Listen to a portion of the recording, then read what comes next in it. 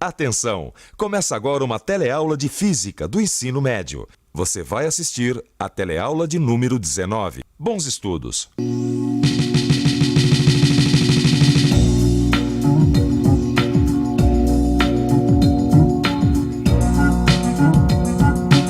Se você já desceu a serra algum dia, então com certeza você já passou pela experiência de ensurdecer. Quer dizer, ter aquela sensação de ouvido tapado. Mas por que isso acontece? É exatamente esse o assunto da nossa teleaula de hoje. Na teleaula de hoje você vai saber o que vem a ser a atmosfera. Vai aprender também o que é pressão e o que é pressão atmosférica. E vai conhecer uma nova grandeza. Prepare os seus ouvidos porque a nossa teleaula está apenas começando. Toda vez que eu desço a serra, tá, pra pintar um apartamento aqui, e o meu ouvido entope. Que engraçado, o meu também, rapaz. Da metade da serra pra baixo. Por que será que acontece isso, hein? Você aprendeu no seu curso de física que todos os objetos se atraem. E os que estão próximos à Terra são atraídos para a sua superfície. Acontece que em volta da Terra existe uma camada formada por gases. Essa camada é chamada de atmosfera. A atmosfera é feita de vários gases, entre eles o gás oxigênio, que é essencial à vida. E os gases, por sua vez, são formados por conjuntos de átomos chamados moléculas. Como essas moléculas possuem massa, são atraídas para a Terra e mantidas ao seu redor. Cada uma dessas partículas é extremamente leve. Mas como existem milhões e milhões, o peso de todas elas juntas é considerável. E é claro, isso provoca uma pressão. Pressão e força são a mesma coisa, né, Maristela? Quer dizer, se as partículas que estão na atmosfera fazem pressão, então elas estão fazendo força, né? Pressão e força estão relacionadas, sim. Mas elas não são a mesma coisa, são grandezas físicas diferentes, Rosinha. Mas é justamente isso que eu não entendo. Elas estão relacionadas, mas não são a mesma coisa. Qual é a diferença? Eu vou explicar. Aliás, eu me lembrei de um exemplo ótimo para os estudantes, quando essa dúvida aparecer. Olha só, pega esses dois objetos, tá? Tá. Segura aqui. Aí, pressiona nesse papel, não, pelo outro lado. Lado que tá sem a ponta, é isso. Agora, usando a mesma força com os dois objetos, ao mesmo tempo você pressiona. Vai. Viu alguma diferença? Ah, sim, o alfinete furou o papel e o lápis não. O alfinete é pontudo. Agora estamos chegando perto, Rosinha. Mas antes vamos ver um outro exemplo. Aqui, Vicente, acabamos, meu amigo. Não acabamos não, ó. O patrão pediu pra eu pendurar esse quadro aí na parede. Eu vou pendurar, daí nós vamos embora. Tá certo. Mas enquanto isso eu vou dar uma olhadinha ali na janela, ó. Tá bom. Segura aí. Vicente! Olha só que marzão, meu compadre! Olha, antes de subir a serra, nós vamos dar mergulho. Oxe, vamos! Vamos mesmo, olha. Vamos dar mergulho? Vamos. Não, eu fiquei distraído que eu peguei um prego, justamente um prego defeituoso, olha só. Mas isso aqui tá sem ponta. Ah, mas esse aqui tá bem pontudinho, ó. Esse aqui vai entrar fácil. Agora é engraçado, hein? Por que você bate com a mesma força nos dois pregos e o que é mais pontudo entra com mais facilidade na parede? Olha, eu não sei, o que dá pra perceber é que a região que encosta na parede no prego pontudo é menor. Ah, rapaz, eu acho que deve ser por aí, viu? Porque, olha, os dois pregos têm superfícies de contato com a parede de tamanhos diferentes. E, ó, esse aqui que não tem ponta, ele tem mais área em contato com a parede. Eu acho que é por aí, viu, Vicente? Ah, deve ser por aí, viu? Mas você sabe exatamente por quê? É porque a pressão que o objeto pontudo exerce sobre a superfície é maior. A área de contato entre o alfinete e o papel, ou seja, a área onde aplicamos a força, é menor. Por isso, apesar de usarmos forças iguais, a pressão, no caso do alfinete, é maior. Por isso, furamos muito mais facilmente o papel com o alfinete. Deixa eu ver se eu entendi. Quanto menor for a área de contato entre o objeto e a superfície, maior será a pressão exercida pelo objeto sobre essa superfície? Ah, tá bom. Então, e se eu usasse dois alfinetes com pontas iguais? Neste caso, as áreas de contato serão iguais, mas aí entra a intensidade da força aplicada. Quanto maior for a força aplicada, mais o alfinete vai furar o papel, pois maior será a pressão. Entendeu? Você já reparou que essas duas observações são diferentes? Pode-se dizer que a pressão é inversamente proporcional à área de contato e diretamente proporcional à força.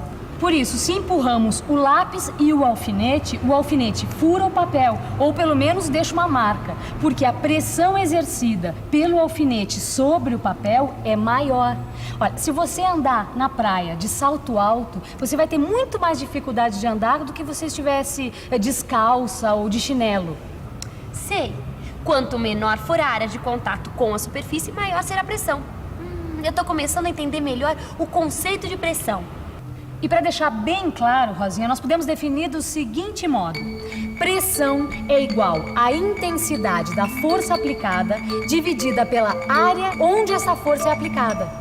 Mas afinal de contas, qual é a relação entre pregos, alfinetes, força, pressão e essa sensação desagradável de ouvido tapado? Bem, todo mundo sabe que sobre as nossas cabeças existe ar e que o ar tem peso. Logo, o ar exerce pressão sobre as nossas cabeças, mas não somente sobre as nossas cabeças, mas sobre toda a superfície da Terra. Essa pressão é chamada de pressão atmosférica. Agora pense comigo, se a pressão depende da quantidade de moléculas que existe no ar, então quanto maior for a espessura da atmosfera, maior será a pressão. A pressão varia de acordo com a altitude, que é a altura do local em relação ao nível do mar. Então, quanto mais próximo você estiver do nível do mar, ou seja, quanto menor for a altitude, maior será a pressão. À medida que descemos a serra, a pressão atmosférica aumenta, pois a camada de ar que está sobre as nossas cabeças é maior. Este aumento de pressão é o que causa a sensação desagradável nos ouvidos. E é possível medir a pressão atmosférica? Olha, Rosinha, até o século XVII se sabia muito pouco sobre pressão atmosférica. Só que aí um físico italiano chamado Evangelista Torricelli, lá por volta de 1630, realizou uma experiência que não só comprovou a existência da pressão atmosférica, como determinou o seu valor. Torricelli teve uma ótima ideia. Ele pegou um recipiente cheio de mercúrio, aquele líquido cinzento utilizado nos termômetros, depois pegou um tubo fechado de um lado e o encheu com mercúrio.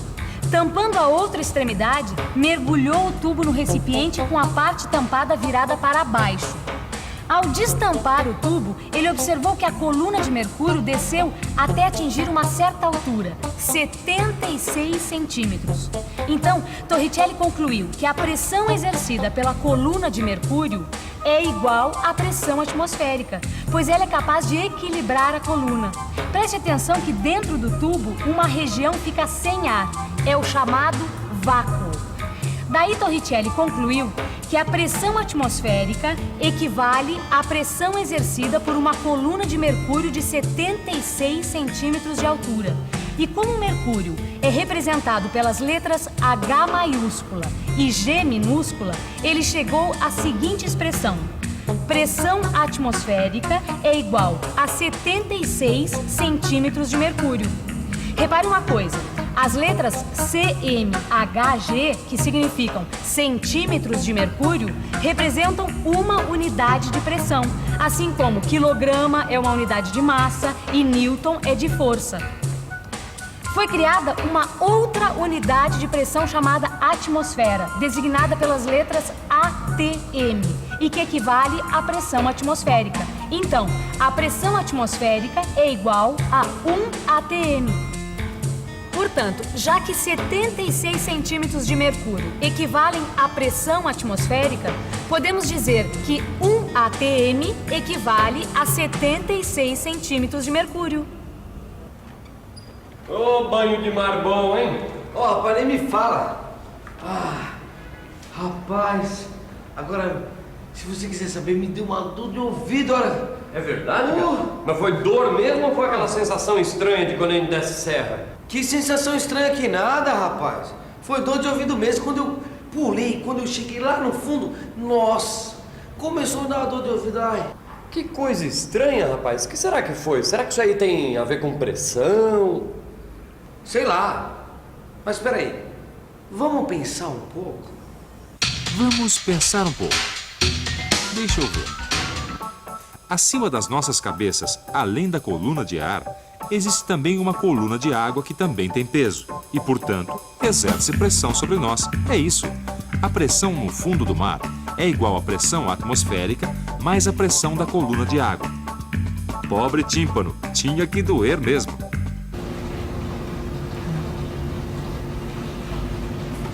O valor da pressão atmosférica eu já conheço.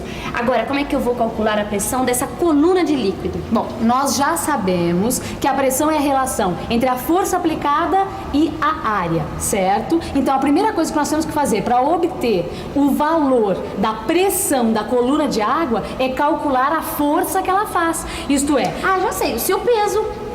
E eu já sei que o peso é o produto da massa pela aceleração da gravidade. nesse caso que nós estamos analisando, o peso será dado pelo produto da massa da coluna pela aceleração da gravidade. Mas como é que eu vou calcular a massa da coluna de líquido? Bom, esse é um novo problema e para resolver esse problema, nós vamos ter que entrar em contato com outra grandeza física, que é a densidade.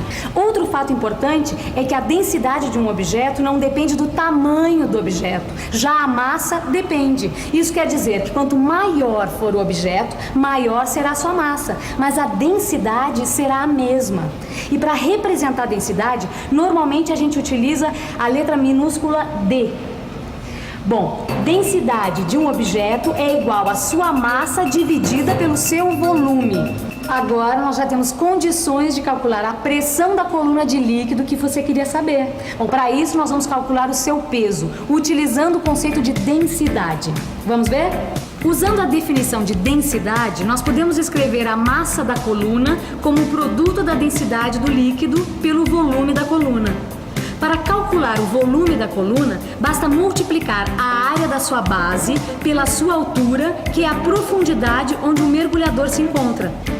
Então, substituindo o volume, podemos escrever a massa da coluna como o produto da densidade do líquido, da área da base e da altura da coluna. Ótimo! Agora basta lembrar que a pressão é a força dividida pela área, como nós vimos agorinha. E neste caso, a força é o peso da coluna, que é o produto da massa da coluna pela aceleração da gravidade. Agora, nós substituímos a expressão que encontramos para a massa da coluna e chegamos à seguinte equação. Mas repare uma coisa, nós estamos multiplicando e dividindo pela área da base, portanto podemos eliminá-la. Então, a pressão exercida pela coluna de líquido sobre um mergulhador é o produto da densidade do líquido pela aceleração da gravidade pela altura da coluna. Para calcular a pressão total, basta somar a pressão do líquido com a pressão atmosférica. Esta expressão que você acabou de ver determina a pressão num ponto a uma profundidade H no interior de um líquido de densidade D. Este fato é conhecido como Lei de Stevin, em homenagem a Simon Stevin, que deduziu este fato. Puxa, hoje eu aprendi uma porção de conceitos novos. Bom, para ficar tudo bem claro, que tal uma revisão? E atenção, se liga aí, que é a hora da revisão. Na teleaula de hoje, você constatou a existência da atmosfera que cerca o nosso planeta. Conheceu também o conceito de pressão e sua relação com a força. Aprendeu também o que é pressão atmosférica e sua dependência com a altitude. Conheceu, por fim, o conceito de densidade e também aprendeu como calcular a pressão exercida por uma coluna de líquido. Mas para que tudo isso que você aprendeu fique bem entendido, é muito importante que você estude o seu livro de física. Com ele, você vai aprofundar conceitos e resolver exercícios. Até a próxima!